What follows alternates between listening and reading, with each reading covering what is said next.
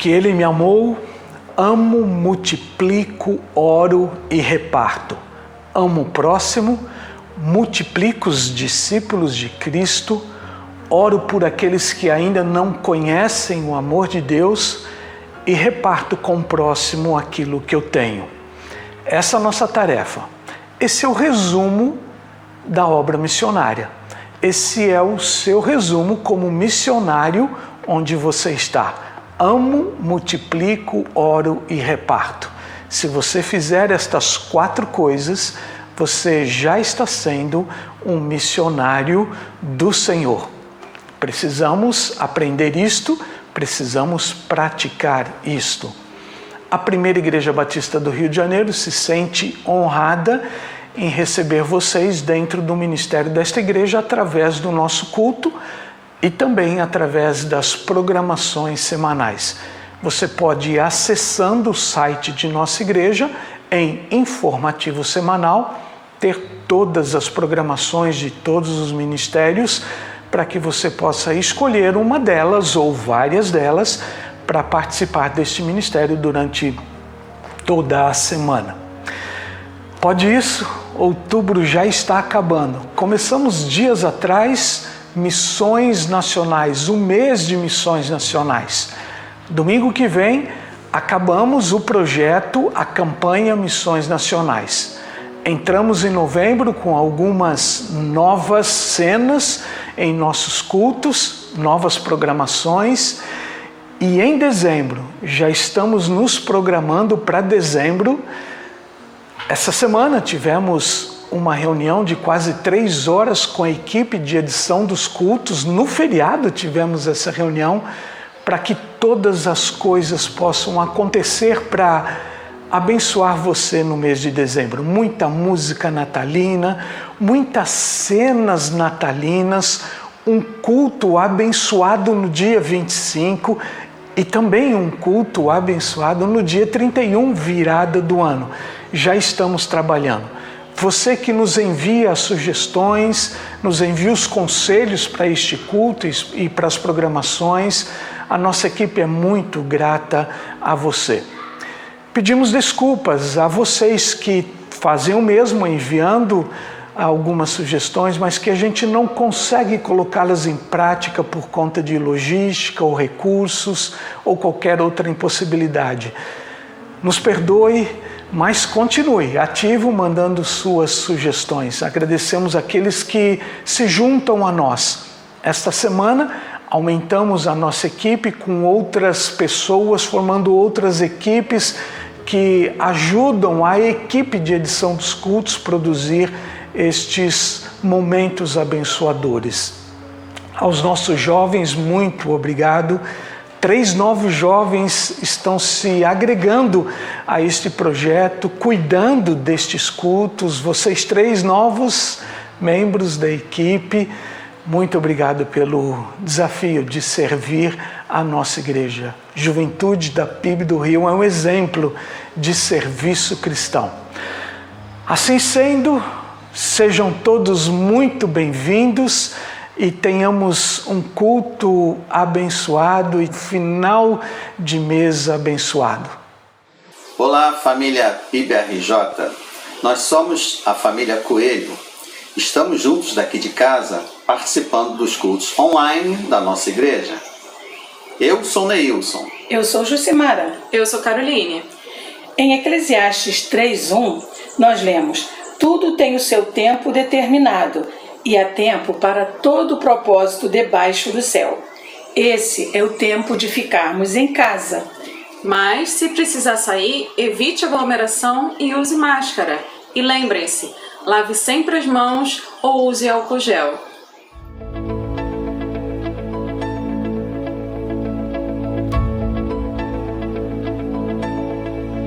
A esperança de salvação está na cruz do Rei Jesus.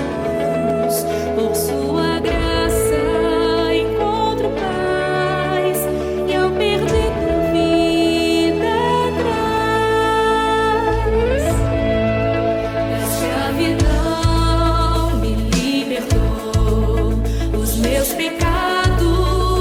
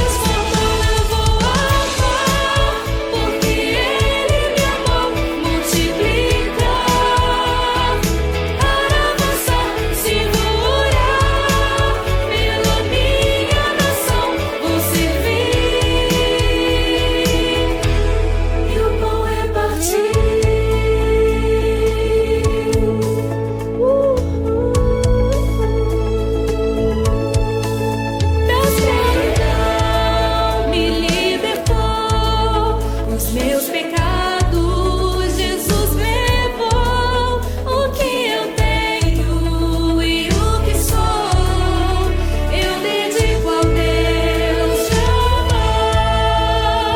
O Evangelho eu fui chamado a proclamar e o aflito resgatar. Neste tempo eu vou falar do poder que minha vida transformou. Eu vou amar porque Ele me amou, multiplicar para avançar. Sim, vou orar pela minha nação, vou servir e o pão repartir.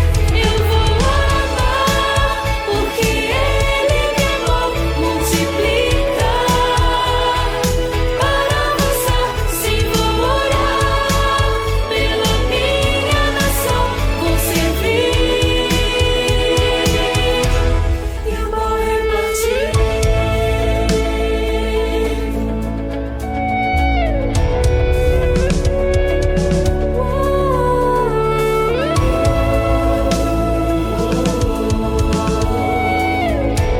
Obrigado, Senhor, por me amar. Cristo me amou e me livrou. O seu imenso amor me transformou. O seu poder e seu querer. Cristo, meu Salvador, me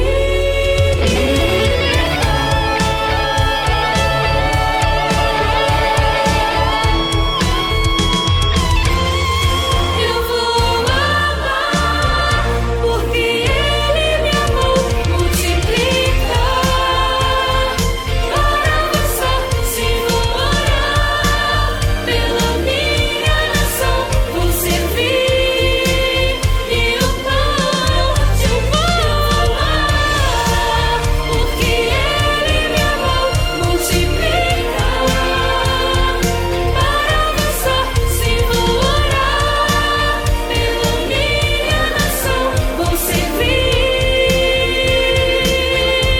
e o pão repartir.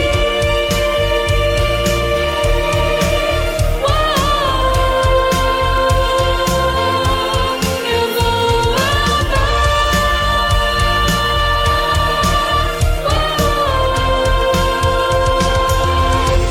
porque Ele me amou.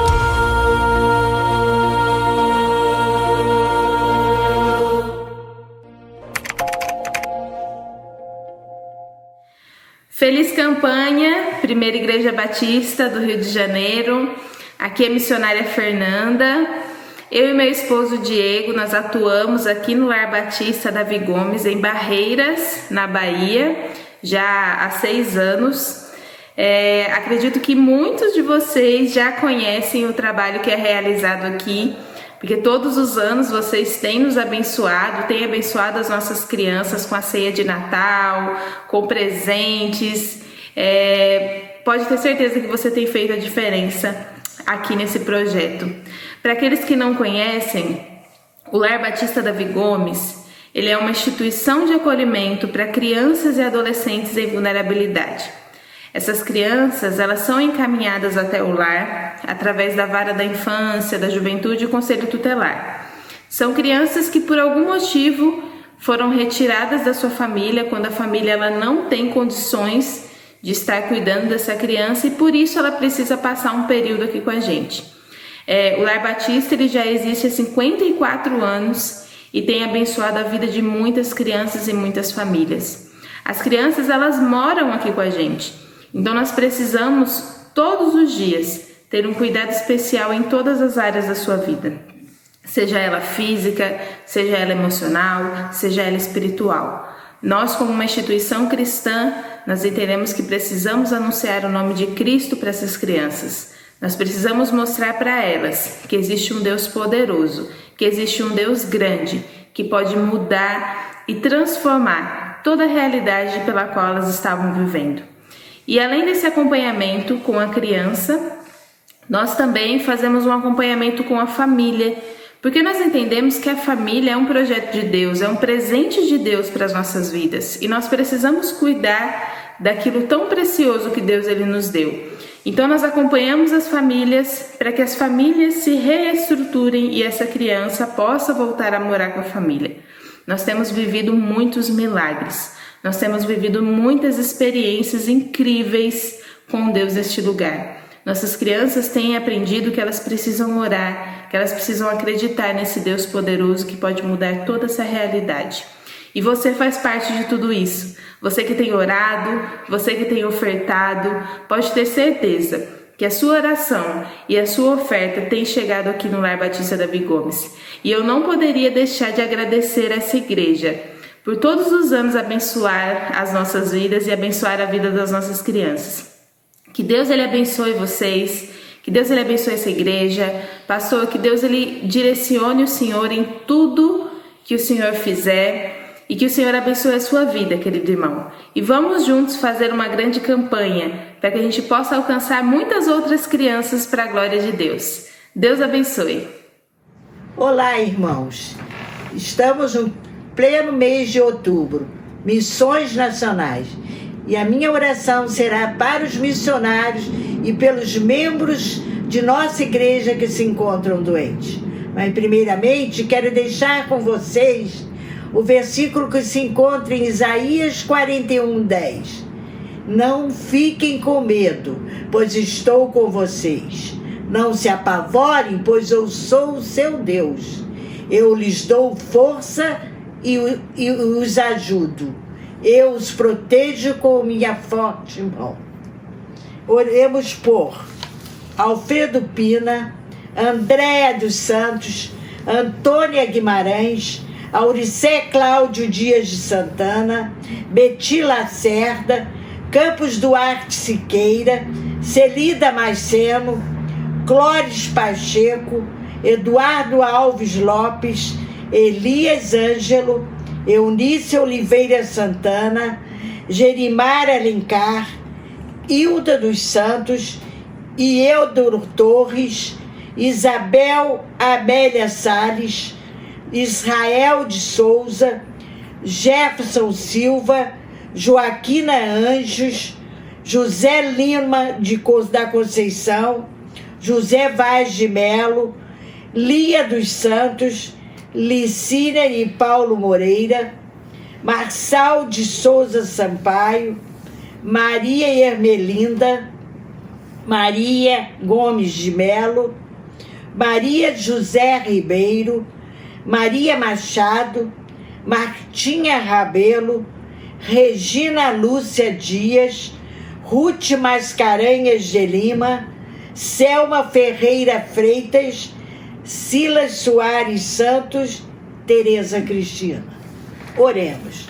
Senhor nosso Deus e nosso Pai, nós te agradecemos por este momento, Senhor, de comunhão contigo através da oração. Te agradecemos, Senhor, porque Tu és o nosso Criador e Tu estás ao nosso lado ouvindo nossas orações.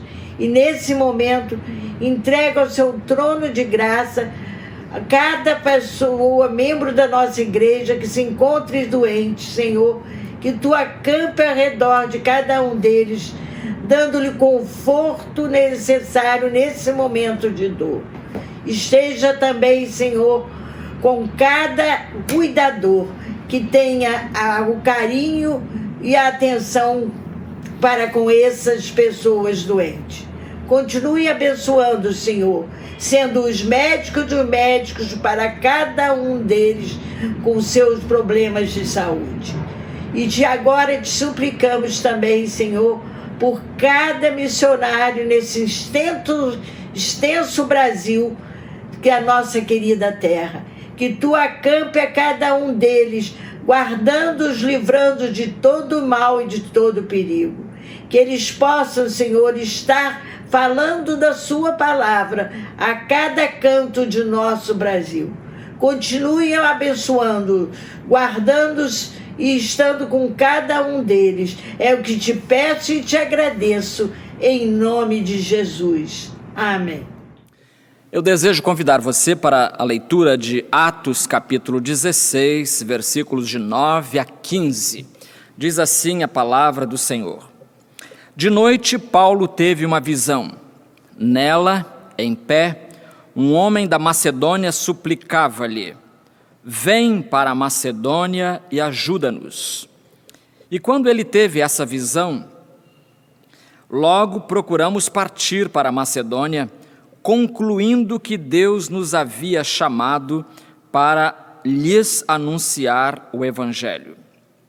Navegando de Troade, fomos em linha reta para a Samotrácia e no dia seguinte para Neápolis. De lá, fomos para Filipos, colônia romana e a cidade mais importante desse distrito da Macedônia. Ali ficamos alguns dias. No sábado, saímos da cidade para a beira do rio, onde julgávamos haver um lugar de oração. E sentados, falávamos às mulheres ali reunidas. Uma das mulheres que nos ouviam, chamada Lídia, vendedora de tecidos de púrpura da cidade de Tiatira, era temente a Deus. O Senhor lhe abriu o coração para acolher as coisas que Paulo dizia. Depois de batizada com a sua casa, ela nos suplicou: se me considerais crente no Senhor, entrai e permanecei em minha casa, e nos compeliu a isso, entendendo a dinâmica do Evangelho. Senhor Deus, obrigado porque fomos alcançados pela luz do Evangelho de Cristo Jesus. E agora ajuda-nos a expandir essa luz, ajuda-nos a espalhá-la por onde quer que a gente vá. Abençoa este momento de reflexão. Tua palavra lida seja a mensagem de que os nossos corações necessitam nesta noite. Nós oramos em nome de Jesus. Amém. Há pouco mais de um ano, uma revista de língua inglesa, uma revista religiosa, uma revista católica, na verdade, publicou um artigo intitulado A Guerra da Europa contra o Cristianismo. A tese do artigo é que, com a islamização da Europa decorrente das imigrações, a Europa se volta cada vez mais contra os cristãos.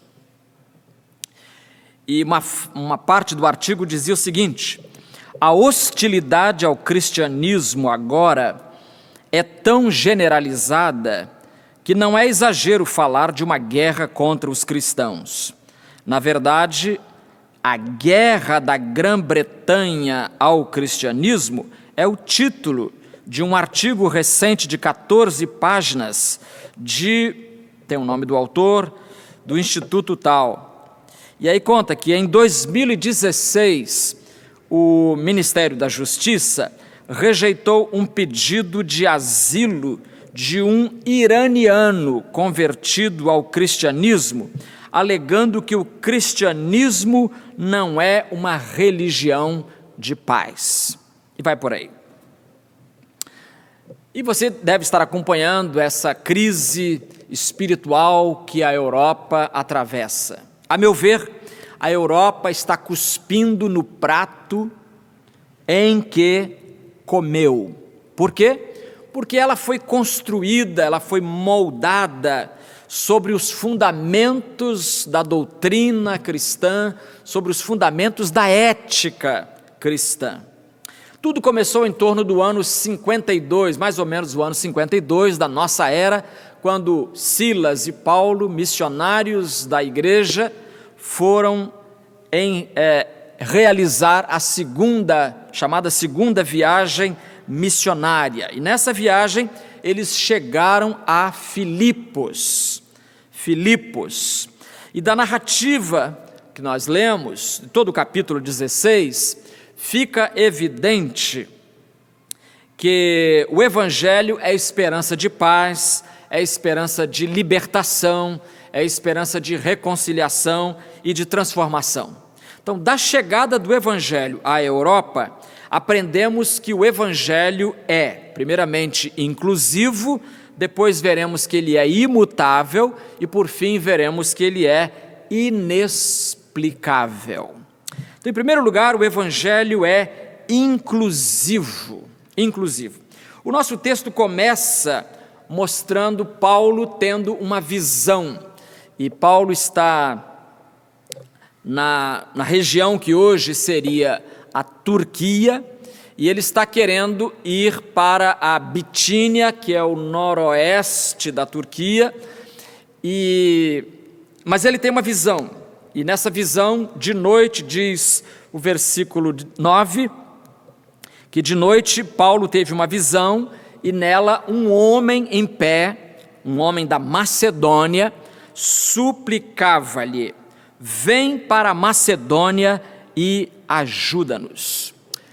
Deus falou a Paulo através de uma visão. Meus queridos, Deus é soberano e Ele pode nos falar usando a linguagem que Ele quiser. Quem somos nós para tentar delimitar e fixar os contornos dentro dos quais Deus vai se comunicar? Nós não somos nada e ninguém, e Ele é soberano. Se Ele quiser falar por visão, Ele fala. Se Ele quiser falar por sonho, Ele fala. Se Ele quiser falar por uma mensagem, por um sermão, Ele fala. Por um livro, pela Bíblia, por um CD, por uma música, enfim. Ele é livre e soberano para agir como Ele bem quiser. E aqui, Deus usou uma visão para mostrar um homem pedindo socorro. De noite, Paulo teve uma visão, diz o verso 9, nela em pé um homem da Macedônia suplicava, pedia, dizia em tom de súplica: vem para a Macedônia e ajuda-nos, socorre a gente, estamos precisando de ajuda, diz este homem da Macedônia. Lembrando agora, então, que Filipos é então a primeira cidade, o Evangelho chegando no continente europeu, na Europa. E esse homem é um homem europeu. Esse homem que aparece na visão pedindo socorro é um homem europeu, é um homem culto, e provavelmente conhecedor da filosofia grega, provavelmente admirador da arte grega, um homem de conhecimento, um homem de filosofia.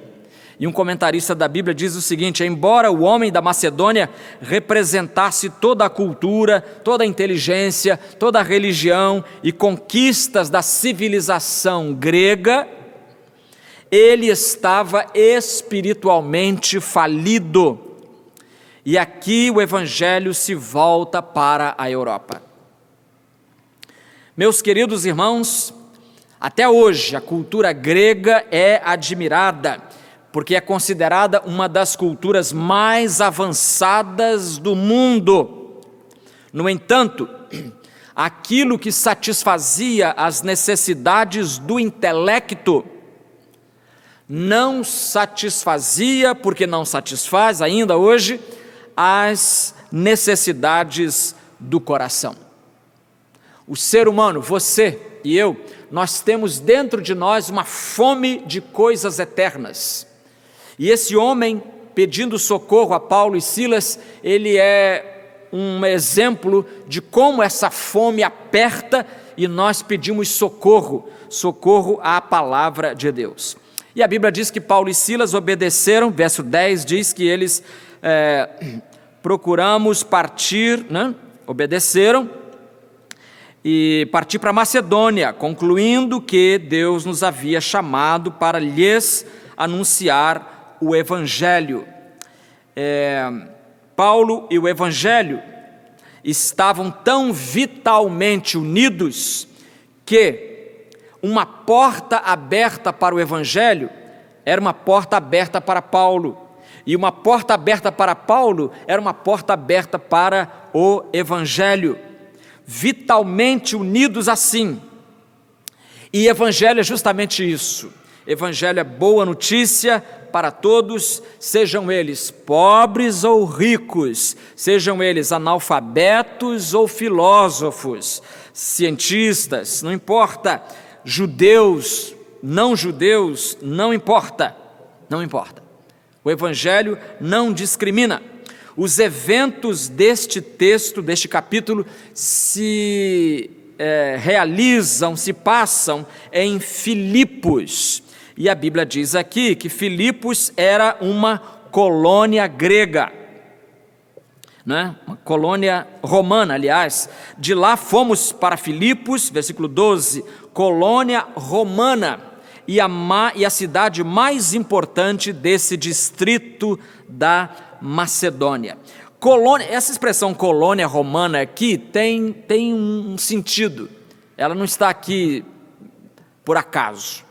É porque uma colônia romana, onde quer que ela estivesse no mapa do mundo, significava uma reprodução da vida em Roma, a capital do império. Então, uma colônia romana, lá, digamos, se Jerusalém fosse uma colônia romana, então os romanos que estavam ali viviam debaixo da mesma lei de Roma, com os mesmos confortos, o mesmo luxo, o mesmo esquema jurídico. Enfim, era uma reprodução de Roma onde quer que essa colônia estivesse. Então a colônia copiava o luxo da Roma original, copiava os privilégios, e o Evangelho chega aí. O Evangelho se insere numa sociedade luxuosa, numa sociedade privilegiada. Mas por quê? Porque apesar do luxo, apesar de ter dinheiro, apesar de viver afundado no luxo e cercado de privilégios, por dentro o cidadão estava morrendo de fome espiritual. Lembremos que tudo começou com uma reunião de oração. Está lembrando disso? Tudo começou com uma reunião de oração, diz o versículo 13. No sábado, saímos da cidade, porque não havia sinagoga em Filipos, então eles foram para procurar um lugar para orar, um lugar quieto, um lugar ermo, sossegado, onde pudessem falar, dizer, proferir as suas orações a Deus. E saímos da cidade para a beira do rio, e onde julgávamos haver um lugar de oração. E de fato, não havendo sinagoga, esses bons judeus, porque Paulo, Silas eram judeus, né? Evidentemente servos do Senhor, mas já de tradição judaica. Então, no sábado, eles foram procurar um lugar para orar, e acharam à beira do rio, e transformaram a beira do rio numa casa de oração sem teto, como alguém chamou. Uma casa de oração sem teto.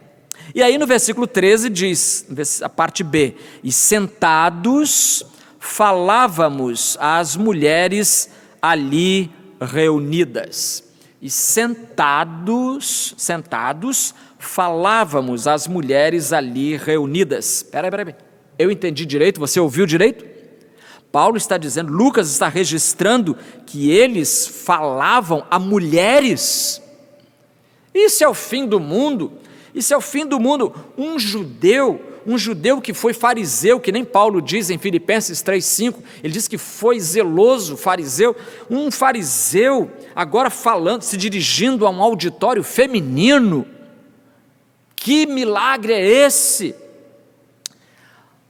Um volumoso conjunto de sabedoria dos judeus, chamado Talmud, diz que havia 7 tipos de fariseus, e um deles ele chama de fariseu ferido, apenas um nome para ele, vários tipos, 7 tipos, E o fariseu ferido. Do fariseu ferido, o Talmud diz o seguinte: não era permitido a nenhum mestre rigoroso e ortodoxo, não era permitido falar com uma mulher em público, mesmo que se tratasse de sua própria esposa ou de sua irmã.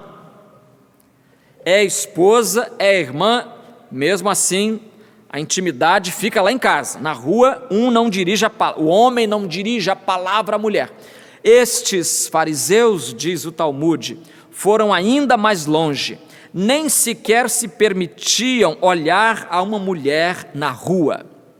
Para evitar vê-las, fechavam os olhos, olha que coisa, fechavam os olhos e dessa maneira se golpeavam contra as paredes, edifícios e qualquer outro obstáculo, machucavam-se, por isso que é fariseu ferido, machucavam-se e se feriam, e esses ferimentos lhes proporcionavam uma reputação especial de extrema piedade. Ah, que bonito, veja esse judeu, ele está todo machucado, porque ele encontrou uma mulher na rua e ao invés de olhar para a mulher, ele meteu a cabeça na parede. Eu acho que isso hoje seria até engraçado, né? Mas veja a que ponto o indivíduo chega. Então, esses fariseus eram assim. Paulo foi fariseu, não sabemos de que tipo exatamente, mas ele foi fariseu igualmente rigoroso. E aqui diz que sentados falávamos às mulheres ali reunidas. Meus queridos, e a primeira convertida da cidade de Filipos foi uma mulher, uma senhora da elite filipense. Lídia era uma estrangeira da cidade de Tiatira, que fica na Turquia, ainda hoje, chama-se Arhisar, na Turquia, e ela era membro da burguesia comercial da cidade. Ela vendia púrpura, que era um objeto, era um dos produtos, aliás, mais caros daquele tempo, mais caros. Essa mulher era negociante, ela fugia de todos os padrões, porque as mulheres não tinham esses privilégios, mas essa aqui quebra esses paradigmas todos, e ela vai ser a primeira, porque diz o versículo 14, ela era da cidade de Tiatira, temente a Deus. O Senhor lhe abriu o coração para acolher as coisas que Paulo dizia. Paulo dizia as coisas para essas mulheres. Paulo não se limitava a pregar o evangelho apenas a homens, como os judeus tradicionalmente faziam, não se juntavam publicamente com as mulheres, mas Paulo não fazia isso. Meus queridos, nós não devemos negligenciar na pregação do evangelho as pessoas socialmente em evidência. Tem gente que acha que o evangelho é só para pobre, tem outro que acha que o evangelho é só para rico. O evangelho é para o pobre, o evangelho é para o rico. Tem gente que acha que o evangelho é só para homem, mulher não precisa. Tem gente que acha que é só para mulher, homem não precisa. É para os dois gêneros, é para o homem, é para a mulher. E a Bíblia diz que várias pessoas de alto nível social tiveram e colocaram sua fé em Jesus. Por exemplo, o eunuco etíope, em Atos capítulo 8, esse homem era ministro da fazenda da rainha do seu país, da Etiópia. Ouviu a mensagem, foi batizado. O próprio Saulo de Tarso era um filósofo. O centurião Cornélio comandava uma guarnição em Cesareia, Atos capítulo 10. O próprio Lucas era médico e ele se juntou a Paulo e Silas nessa viagem aqui, e se junta exatamente no capítulo 16. Ou seja, esses nomes e outros tantos exemplificam a verdade de que o evangelho não discrimina as pessoas, e sejam elas quem forem, não discrimina pela cor, não discrimina pelo gênero, não discrimina pela raça, nem pela condição econômica. O evangelho é para todos. Eu sei que a lei diz que todos são iguais perante a lei, né? E nós sabemos que todos podem não ser iguais perante a lei, mas perante a cruz de Cristo, todos são iguais. O Evangelho, portanto, é inclusivo, ele reúne, ele aglutina, e para usar uma palavra que agora é proibida, ele aglomera as pessoas. Aliás, é um fato curioso que neste capítulo 16, nós temos a primeira convertida da Europa, uma mulher da classe alta. A segunda convertida foi uma mocinha que era possessa do diabo e era explorada, era escrava e explorada pelos donos dela. Então nós temos aqui uma mulher da elite e uma mulher da ralé, explorada. E por fim nós temos neste capítulo o registro da conversão do carcereiro. E é interessante porque o carcereiro era da classe média. Então, como diz o comentarista Barclay, os três personagens, os três convertidos aqui, eles são de diferentes nacionalidades. Lídia era asiática, da Turquia, a jovem escrava era grega e o carcereiro era cidadão romano. Veja só, como o Evangelho supera as barreiras raciais, supera os limites da geografia humana e, num certo sentido, no bom sentido, o Evangelho desclassifica as pessoas.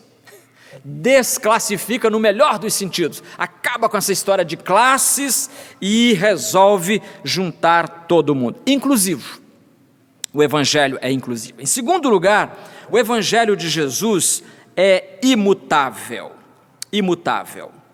Versículo 14 diz lá na parte B que o Senhor lhe abriu o coração para acolher as coisas que Paulo dizia, e depois de batizada com a sua casa, então ela foi batizada. Queria destacar aqui, chamar a sua atenção para o processo da pregação. Como é que se dá o compartilhar da palavra de Deus? Aqui nós temos o processo bem delimitado, bem esclarecido. Paulo pregava e Lídia e as demais pessoas ouviam. E o Espírito Santo operava simultaneamente, ao mesmo tempo, nos lábios dele, do pregador, e nos ouvidos delas, as ouvintes. E, meus queridos, essa dinâmica prevalece e persiste até hoje. Cada um desses elementos precisa estar consciente e fazer a sua parte. Quais são os elementos? Alguém precisa pregar e alguém precisa ouvir. O emissor manda a mensagem, o receptor recebe a mensagem. E nos dois elementos trabalhará o Espírito Santo. Unindo os dois elementos, o Espírito trabalhando. E nisto também o Evangelho não mudou. A dinâmica continua a mesma. Há que haver púlpito e há que haver auditório. Alguém prega e alguém ouve. Alguém fala e alguém recebe essa fala. De um lado o pregador, do outro o ouvinte. E é isso que Paulo tem em mente quando ele diz em Romanos capítulo 10, versículos 13 a 15. Ele fala assim: porque todo aquele que invocar o nome do Senhor será salvo. Aí ele começa uma série de perguntas que se concatenam, que se encaixam.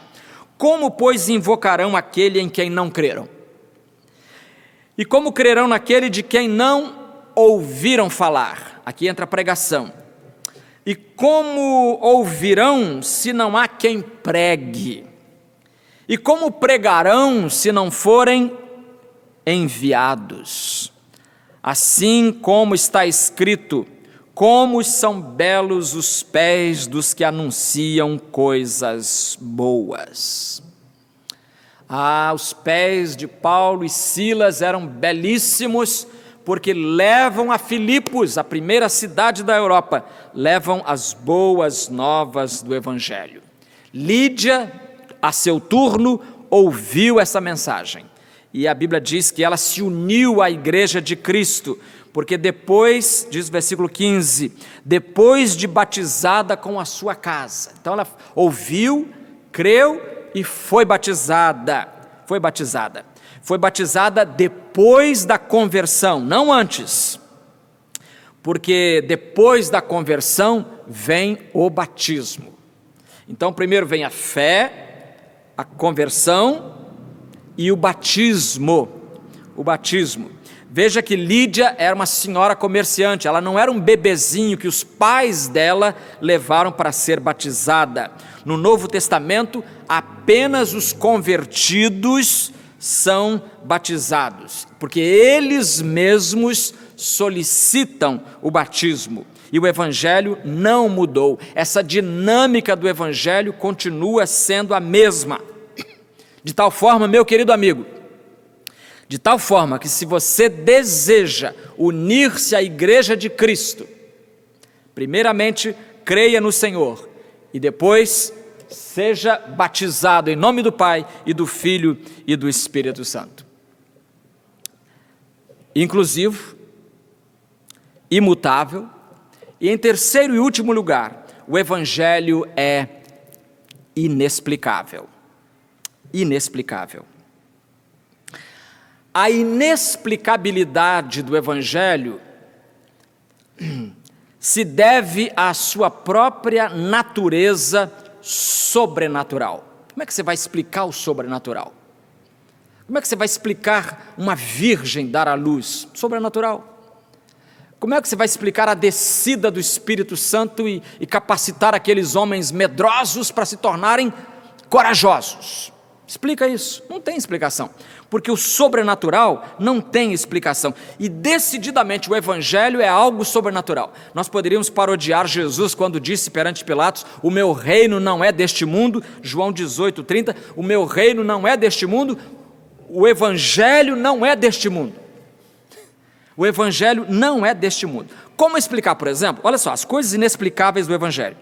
Como explicar, por exemplo, que aqui no início do capítulo 16... no versículo 6, diz que eles atravessaram a região frígio-gálata, mas foram impedidos pelo Espírito Santo de anunciar a palavra na Ásia. Impedidos. Versículo 7 diz que quando chegaram perto da Mísia, tentaram ir para a Bitínia. Vou explicar o que é isso. Tentaram ir para a Bitínia, mas o Espírito Santo de Jesus, o Espírito de Jesus não o permitiu. Como explicar que o Senhor Deus mesmo, Ele mesmo, impede que o pregador do Evangelho, que está querendo ir para o norte, que a Bitínia ficava no noroeste da Turquia, Bitínia hoje seria mais ou menos a região onde está a cidade de Istambul. Paulo queria chegar lá, que na época chamava-se Bizâncio. Ele queria chegar lá, mas o Espírito Santo o impediu. Deus fechou aquela porta, porque quando Deus fecha uma porta, meu querido amigo, pode escrever, é porque Ele tem uma outra ainda mais larga para abrir para você. Quando Deus fechar uma porta na sua cara, não fique zangado, porque Ele sendo o Senhor, Ele sabe, Ele é o Senhor da história do mundo, da história da igreja, da sua história pessoal. Ele sabe o que é melhor para você. E se Ele fechar a porta, é para o seu bem. É para o seu bem. Se algum dia Deus interromper algum projeto seu, não se amargure, não se revolte, não reclame, não processa ninguém, não entra por esse caminho, não. Se Deus interromper algum processo na sua vida, é porque Deus tem coisa melhor lá na frente, acredite nisso. Se Ele interrompe os missionários, se ele proíbe os missionários de irem para Bitínia, que é o norte da Ásia, noroeste, é porque Ele quer abrir uma porta maior ainda na Europa. Na Europa. Deus tem coisa melhor para você. Outra coisa inexplicável é o versículo 14b. O Senhor lhe abriu o coração para acolher as coisas que Paulo dizia. O Senhor lhe abriu o coração, o Senhor abriu o coração de Lídia, de Dona Lídia, dona vendedora de púrpura. O Senhor abriu o coração dela para acolher, para receber, para abrigar as coisas que Paulo dizia. O sermão de Paulo, o coração dela estava aberto para ouvir a palavra de Deus. Aqui realmente, a melhor coisa a fazer, meu querido irmão, é não tentar explicar, é não tentar entender, a melhor coisa a fazer é tirar as sandálias do raciocínio humano e curtir e experimentar a bênção de estar numa terra santa com força. Você está numa terra santa. Por quê? Você vai perguntar, por que o Senhor abriu o coração de Dona Lídia? Resposta, não sei. Não sei. Por que o Senhor não abre todos os corações então? Perguntará um ateu. E eu vou responder, não sei. E ninguém sabe. E por que precisa saber? O Senhor tem direito aos seus próprios segredos. É direito dele. Se é o Senhor que abre o coração, o texto está dizendo que o Senhor abriu o coração de Lídia. Se é o Senhor que abre o coração, então por que todo esse esforço dos missionários saírem lá de Antioquia, atravessar toda a região frígio-gálata, ou seja, toda a região que hoje os turcos chamam de Anatólia, e atravessa toda a Anatólia e vai para Bitínia, mas não pode chegar na Bitínia porque Deus quer que eles vão para o oeste, né? Então eles vão para Samotrácia, e vão para um porto chamado, navegando de Troade, fomos direto para Samotrácia, e no dia seguinte para Neápolis. Neápolis é uma cidadezinha no porto, que hoje, é um porto que hoje se chama Kavala. E do porto de Neápolis na época, ou a Kavala hoje, até Filipos, alguns quilômetros andando a pé, no caso. E eles fizeram esse trajeto todo, foram para Filipos. Então o Senhor não queria que eles fossem, e o Senhor agora abre o coração dessa mulher. Olha, o título desta mensagem, não sei se você notou, é Entendendo a dinâmica do Evangelho. Entendendo a dinâmica do Evangelho. Mas este aspecto, vamos admitir, não dá para entender. Eu não sei explicar, e duvide de alguém que saiba e que diga por que Deus abriu o coração de Dona Lídia e por que não abriu o coração de outras pessoas. O que faremos então diante desse aspecto inexplicável do Evangelho? Eu quero só lembrar você que o Senhor não nos enviou, igreja, o Senhor não nos enviou a explicar as suas razões. Deus nos enviou a anunciar as boas novas de salvação em Cristo Jesus e Ele crucificado. Essa é a minha tarefa, essa é a sua tarefa, é a tarefa de qualquer comunicador do Evangelho. Nós não fomos enviados a explicar Deus, a explicar os meandros das ações divinas.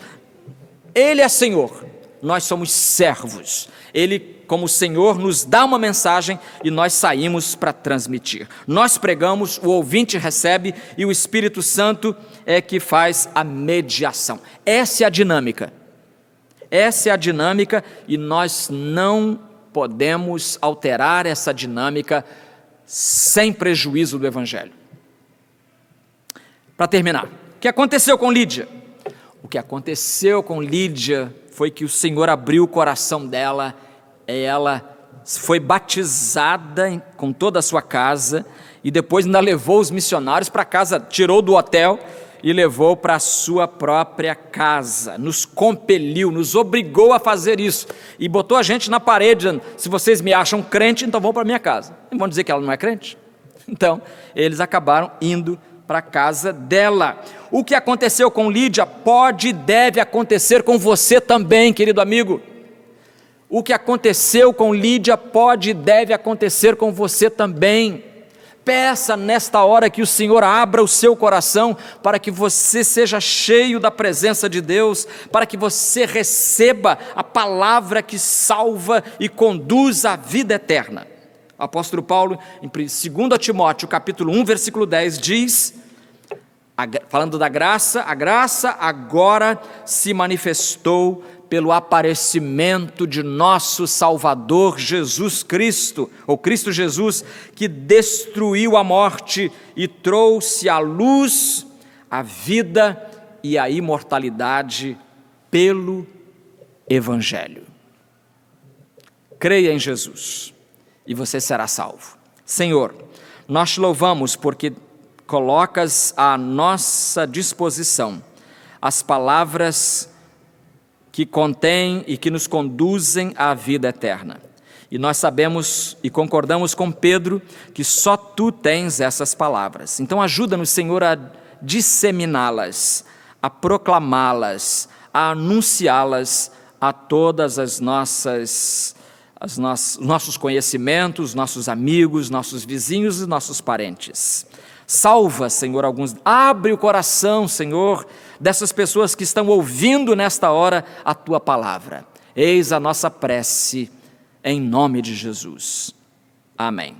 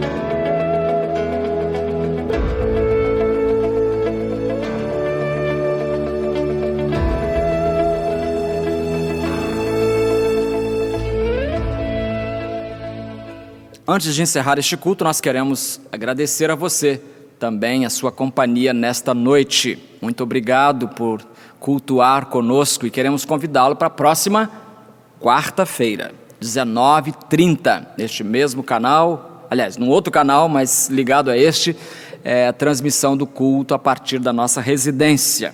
Quero agradecer aos irmãos que nos ajudaram a formatar e a apresentar estes dois cultos, da manhã e agora à noite também.